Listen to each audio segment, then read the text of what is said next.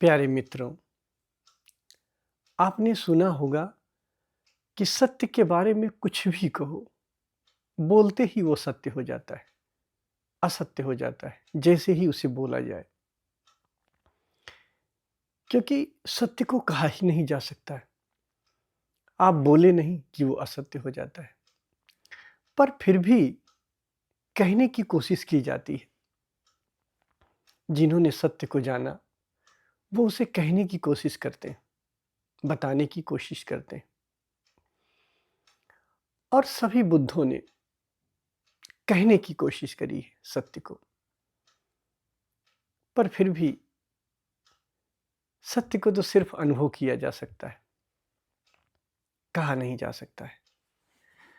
तो अब हम पिछले सेशन में जो चर्चा किए थे, उसी की बात आगे करेंगे। उसी से रिलेटेड कुछ प्रश्न है जिस पे हम बात करेंगे, जो पूछा गया था। अगला प्रश्न था, इस प्रश्न से जो हमने पिछले सेशन में चर्चा करी थी वो और समझ में आ जाएगी, थोड़ा और सूक्ष्म रूप से हम इसको समझ पाएंगे। तो प्रश्न था, सर्वज्ञ का गहनतम अर्थ क्या है?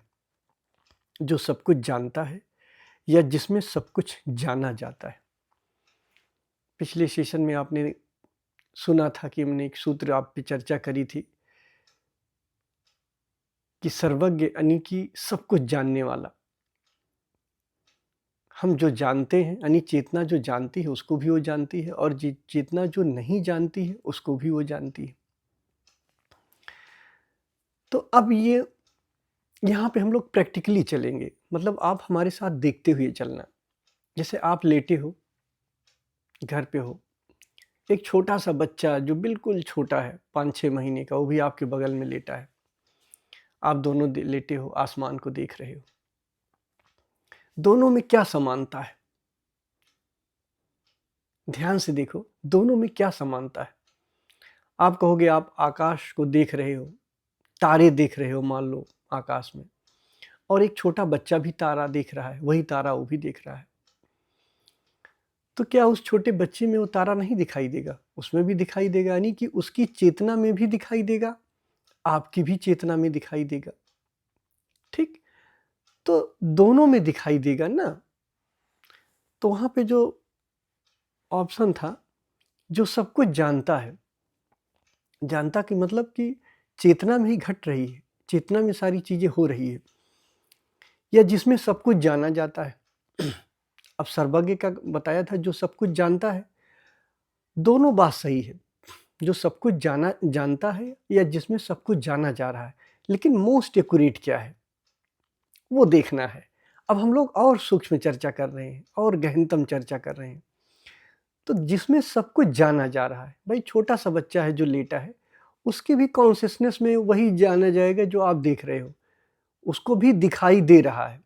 जैसे एक छोटा बच्चा है, उसको भी तारा दिखाई दे रहा है, आपको भी तारा दिखाई दे रहा है। देखने वाला नहीं है, दिखाई दे रहा है। तारा है और तारा का दिखाई देना है, ये मोस्ट एक्यूरेट हुआ। तो इसका ऑप्शन दूसरा वाला ज़्यादा सही है कि जिसमें सब कुछ जाना जाता है, यानी कि कॉन्शियसनेस में ही सब कुछ जाना जाता है।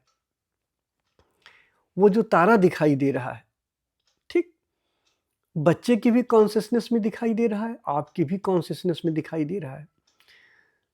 तो वो कॉन्शियसनेस में दिखाई दे रहा है, और कॉन्शियसनेस साक्षी है, यानी कि उस साक्षी में जाना जा रहा है, जिसमें सब कुछ जाना जा रहा है। तो ये ज़्यादा एक्यूरेट है। दूसरा प्रश्न था, सर्वज्ञ और साक्षी आध्यात्मिक दृष्टि से समान अर्थ रखते हैं या अलग अलग अर्थ रखते हैं? समान अर्थ रखते हैं। सर्वज्ञ सब कुछ जानने वाला। अब सब कुछ जानने वाला क्या? जो हो रहा है उसको भी जानने वाला, और जो नहीं हो रहा है उसको भी जानने वाला। ध्यान रखना, यहाँ जानने वाला दर्शन के लेवल पे नहीं है, यहाँ जानने वाला साक्षी के लेवल पे है। देखो ना, आप रात में सोते हो, आप नींद को जानते हो, फिर आप सुबह जागते हो तो आप जागने को जानते हो, नींद अच्छी आई कि खराब आई आप उसको जानते हो, सपना आया कि नहीं आया आप उसको जानते हो। आप सब कुछ जानने वाले हो ना। तो जानने वाले साक्षी के रूप में हो, दर्शन के रूप में जानने वाले नहीं हो। तो अगर जानना दर्शन के रूप में नहीं है तो साक्षी और जानना दोनों समान अर्थ रखते हैं आध्यात्मिक दृष्टि से। अगर आध्यात्मिक दृष्टि से न देखें तो जानना एक तरीके का फिर दर्शन हो जाता है, लेकिन नहीं, आध्यात्मिक दृष्टि से पूछा गया है। सर्वज्ञ और साक्षी आध्यात्मिक दृष्टि से समान अर्थ रखते हैं या अलग अलग अर्थ रखते हैं? तो समान अर्थ रखते हैं, अलग अलग नहीं रखते। अब अगला प्रश्न था, एक जानवर की आत्मा और इंसान की आत्मा में क्या अंतर है? इंसान की आत्मा सर्वज्ञ है, जानवर की आत्मा सर्वज्ञ नहीं है। ये दो ऑप्शन था। आप बताओ, पहले भी चर्चा हो चुकी थी। एक जंगल है या मान लो आपका घर ही है, आप छत पे लेटे हो अपने डॉगी के साथ, गरजने की आवाज़ सुनाई देती है, अगर आकाश में बादल गरजने की आवाज़ सुनाई देती है, तो क्या जानवर को सुनाई देना नहीं होगा? जानवर के साक्षी में भी तो वो सुनाई देना होगा। जानवर की चेतना भी तो साक्षी है। साक्षी के अर्थों में आपकी चेतना और जानवर की चेतना में कोई अंतर नहीं है भाई। उस डॉगी को भी तो आवाज़ सुनाई देगी। आवाज़ है, आवाज़ का सुनाई देना है, या आवाज़ नहीं सुनाई देगी। अगर आवाज़ नहीं सुनाई देगी तब भी तो डॉगी की चेतना सर्वज्ञ है भाई। डॉगी की चेतना भी या तो आवाज़ का सुनाई देना जान रही है या आवाज़ का सुनाई देना नहीं जान रही है। तो इस तरीके से डॉगी की चेतना भी तो सर्वज्ञ है, वो भी जान रही है। भूख लगी उसको भी जान रहा है। डॉगी है, उसको भूख लगी उसको भी जान रहा है। डॉगी है, उसको भूख नहीं लगी उसको भी जान रहा है। आप में और उसमें कोई अंतर नहीं। आप में क्या अंतर हो जाता है? आप में अहंकार पैदा हो जाता है। आपकी चेतना सुख दुख से चिपक जाती है। बादल गरजेगा तो आप क्या करोगे? भाग जाओगे, कहीं छांव में जाना चाहोगे। और डॉगी के ऊपर जब पानी गिरेगा तब वो छांव में जाना चाहेगा या जाएगा। तो बस इतना अंतर है। साक्षी के लेवल पे अंतर नहीं है, अहंकार के लेवल पे अंतर है, समझ के लेवल पे अंतर है। आपकी समझ अलग है, डॉगी की समझ अलग है, लेकिन जानने के लेवल में अंतर नहीं है। डॉगी भी जानेगा, यानी एक जानवर भी जानेगा उस आवाज़ को, और आप भी जानोगे। उस आवाज़ की अनुपस्थिति को भी जानेगा। मान लो अगर बादल नहीं गरजा तो बादल नहीं गरजा, तो डॉगी की चेतना में वो आवाज़ नहीं आई। ठीक, अगर एक जानवर भी भूखा है तो उस भूख को वो भी जानेगा। अगर खाना खा लिया उस तृप्ति को वो भी जानेगा। तो जानने के लेवल में आप में और डॉगी में कोई अंतर नहीं। ठीक, तो जानवर, इंसान की आत्मा सर्वज्ञ है, बात सही है। जानवर की आत्मा, दूसरा था ऑप्शन, जानवर की आत्मा सर्वज्ञ नहीं है, ये गलत है। जानवर की आत्मा भी सर्वज्ञ है और आदमी की आत्मा भी सर्वज्ञ है। ठीक, इसमें एक ऑप्शन और देना था, दोनों ही सही है। उसको इसलिए नहीं दिया ताकि तीसरे का आपको हिंट मिल जाता। अभी जो तीसरा ऑप्शन है, आगे और प्रश्न है, इसलिए अब चूंकि ज़्यादा सही इसमें क्या है, क्योंकि कोई ऑप्शन नहीं है तो आप पहले पे टिक कर सकते हो, लेकिन ये नहीं कह सकते हो कि जानवर की आत्मा सर्वज्ञ नहीं है। साक्षी यानी कि उसका भी तो साक्षी जान रहा है भाई। जानवर को कोई चीज़ होगा, बताओ, अगर कुछ दिखाई देगा तो वो नहीं देखेगा। आप जैसा आप देखोगे वैसा वो भी देखेगा। जो गरजने की आवाज़ आप सुनोगे वो वही आवाज़ वो भी सुनेगा। सुनाई देने में कोई अंतर नहीं है, दिखाई देने में कोई अंतर नहीं है। जो आप जान रहे हो वो भी वही जान रहा है, वो भी वही जान रहा है। जो आप नहीं जान रहे हो वो भी वही जान रहा है। तो साक्षी के लेवल पे, चेतना का स्तर साक्षी का स्तर है, उस साक्षी के लेवल पे कोई अंतर नहीं है। अंतर कहाँ होता है? दर्शन के लेवल पे। इंसान के अंदर दर्शन हो जाता है, यानी इंसान के अंदर बुद्धि हो जाती है कि अब वो, उसको भूख लगी या उसको डर लगा तो उसका कैसे रिएक्ट करता है, किसी चीज़ को कैसे समझता है। भाई एक फूल अगर दिखाई दे रहा है तो एक जानवर को भी वही फूल दिखाई देगा, इंसान को भी दिखाई देगा। तो साक्षी में कहाँ अंतर है? जानना तो दोनों को हो रहा है, लेकिन इंसान क्या कहेगा? उस फूल का कोई नाम सोच सकता है कि गुलाब है, कमल है, क्या है क्या है। अलग अलग जानवर उसको नहीं सोचेगा। लेकिन जहाँ साक्षी के स्तर का जानना है वहाँ दोनों में समान है। अच्छा, कुछ प्रश्न थे जिनको आपको टिक करना था। जानवर और इंसान दोनों ही साक्षी हैं, सही बात है, यही सही है। जानवर और इंसान दोनों ही साक्षी। इसी कारण मैंने वो तीसरा ऑप्शन नहीं लिखा था कि दोनों सही है।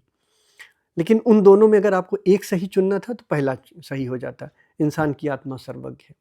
ठीक, पर यह गलत है कि जानवर की आत्मा सर्वज्ञ नहीं है। जानवर की भी आत्मा सर्वज्ञ है। चेतना तो सबकी वही है और सर्वज्ञ है। सर्वज्ञ मतलब कि उसकी उपस्थिति को भी जान रहा है, दर्शन को जान रहा है, दर्शन को नहीं जान रहा है। ऐसे जानवर की आत्मा किसी दृश्य को देख रही है तो जान रही है, नहीं देख रही तो वो भी जान रही है। हाँ, उसके दर्शन में नहीं पढ़ पा रही कि ये नहीं है।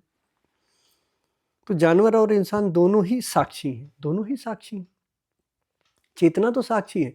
मान लो आप एक जानवर के स्किन पे ऐसे कोई गर्म कपड़ा टच कराओगे या कोई गर्म चीज टच कराते हो तो क्या जानवर को महसूस नहीं होगा? जानवर को भी तो पता चलेगा। उस गर्म का अनुभव जैसा जानवर को होगा वैसा इंसान को होगा, तो उस गर्म का अनुभव वो भी जानेगी। अगर आप उसको ठंडा टच कराओगे तो उसका अनुभव उसको भी पता चलेगा, लेकिन वो ये नहीं कहेगा कि ये ठंडा है, ये गर्म है। ठंडा कहना और गर्म कहना ये दर्शन का हिस्सा है। आप एक निश्चित तरह की अनुभूति को ठंडा कहते हो, एक निश्चित तरह की अनुभूति को गर्म कहते हो, पर साक्षी को ठंडे और गर्म से लेना देना नहीं है, यानी कि कोई विज्ञान से, उसके दर्शन से लेना देना नहीं। हाँ, चेतना के स्तर की जो बात है, यानी कि साक्षी वो दोनों का एक जैसा है, उसको भी अनुभूति होगी, वो भी जानेगा, जानेगा या नहीं जानेगा, किसी चीज का अभाव होगा या किसी चीज की प्रेजेंस होगी, वो भी दोनों देखेगा। दूसरा था इंसान साक्षी हो सकता है, जानवर साक्षी नहीं हो सकता है। तो भाई इंसान भी साक्षी है, इंसान भी साक्षी हो सकता है, जानवर भी साक्षी हो सकता है, दोनों साक्षी हो सकते हैं।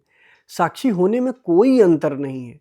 परमात्मा उतना ही पूरा है, जानवर में भी उतना पूरा है, इंसान में भी उतना ही पूरा है। अब आप ये कह सकते हो, एक चीज यहां प्रश्न पूछ सकते हो कि जब हम सर्वज्ञ हैं या हम साक्षी हैं तो ध्यान करने की क्या जरूरत है? भाई हम जागने को भी देख रहे हैं, मतलब जागने को भी जान रहे हैं, सोने को भी जान रहे हैं, सपने को भी जान रहे हैं, भूख को भी जान रहे हैं, प्यास को भी जान रहे हैं, हर चीज़ को हम जान रहे हैं, उसके प्रेजेंस को या एब्सेंस को जान रहे हैं, हम सर्वज्ञ हैं।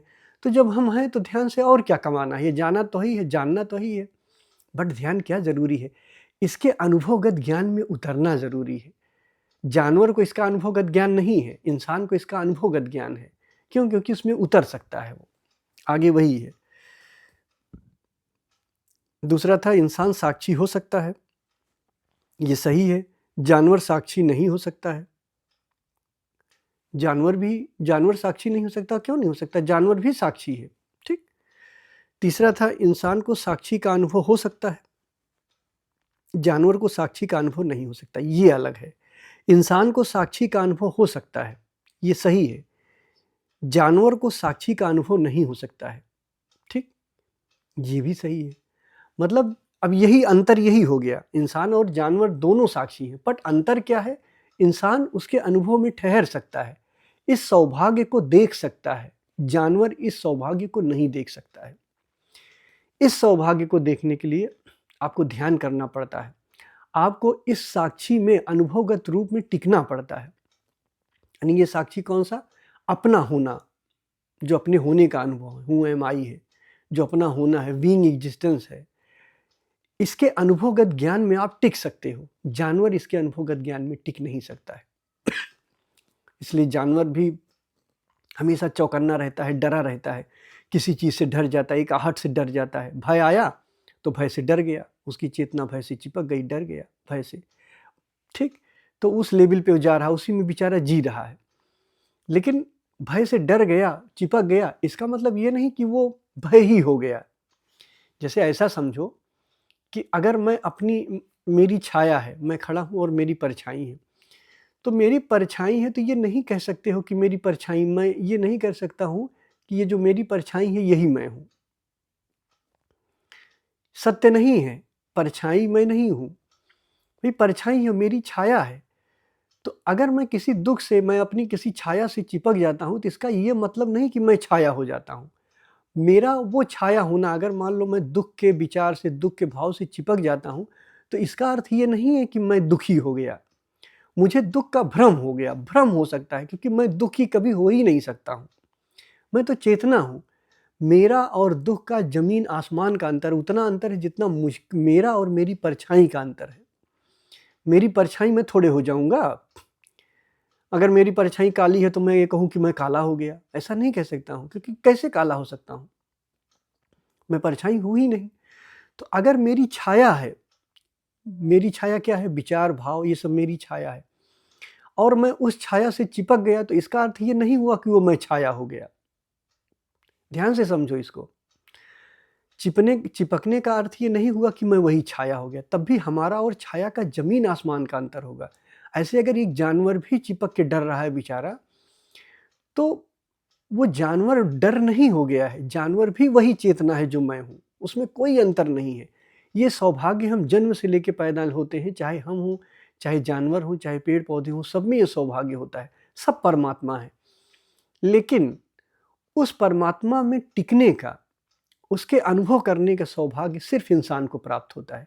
क्यों? क्योंकि बुद्धि होती है, बोध होता है, वो समझ सकता है सॉरी, और समझ के वो ध्यान में आ सकता है अपने, और ध्यान से स्वयं में टिक सकता है, स्वयं के होने का अनुभव ले सकता है, अपना आनंद ले सकता है, जो जानवर नहीं ले सकता है। तो साक्षी जानवर भी रहता है, साक्षी इंसान भी रहता है, लेकिन इस साक्षी होने का आनंद इंसान ही ले पाता है, जानवर नहीं ले सकता है। क्यों? क्योंकि इंसान के पास ध्यान है, इंसान के पास बुद्धि है। यही हमारी गरिमा है कि परमात्मा ने हमें बुद्धि दी है। आप बुद्धि से सत्संग सुनते हो, फिर ध्यान करते हो, फिर उस ध्यान से एक नकली अहंकार बना के स्वयं का अनुभव करते हो, जो स्वयं में टिके हुए हो उसको जान लेते हो। ये सौभाग्य है आपका। तो आज थोड़ा सा हम लोग इस पे और गहरी बात किए, आप समझ पाए होंगे। अगर इसमें कोई कन्फ्यूजन हो तो ज़रूर पूछ लेना। धन्यवाद।